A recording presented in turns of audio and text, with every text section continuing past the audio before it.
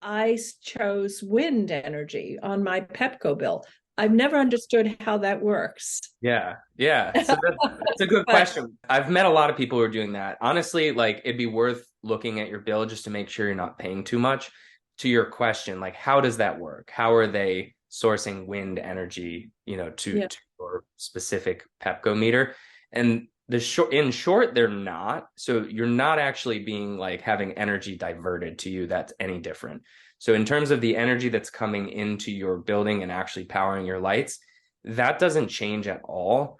But what you're doing is providing a benefit to developers who are building these wind farms.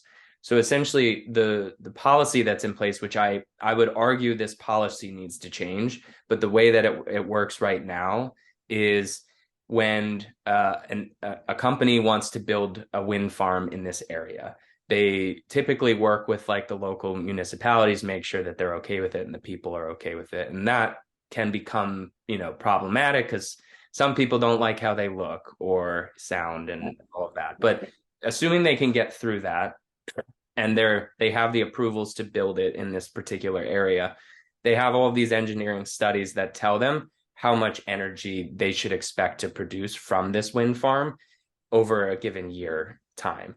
And then what the requirement is that the company that's actually building the wind farm has to either themselves or hire somebody else to do this for them.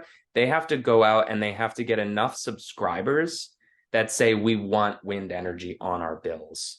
And so somebody like you who signs up for that is basically making it much easier for those companies that are developing the wind farms to fulfill that requirement of getting the subscribers that they need for the project to get the green light to actually be built. it doesn't mean that I'm necessarily getting that wind energy. No, you're just supporting it on paper. On paper, like it's an accounting thing, and they're like, if it's going to produce 1 million kilowatt hours and you use 10,000 kilowatt hours per year, then you're fulfilling that small portion of the subscribership that they're required to get.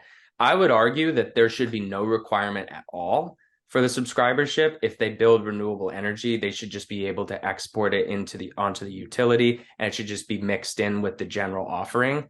And there should be no need for that extra time and cost and effort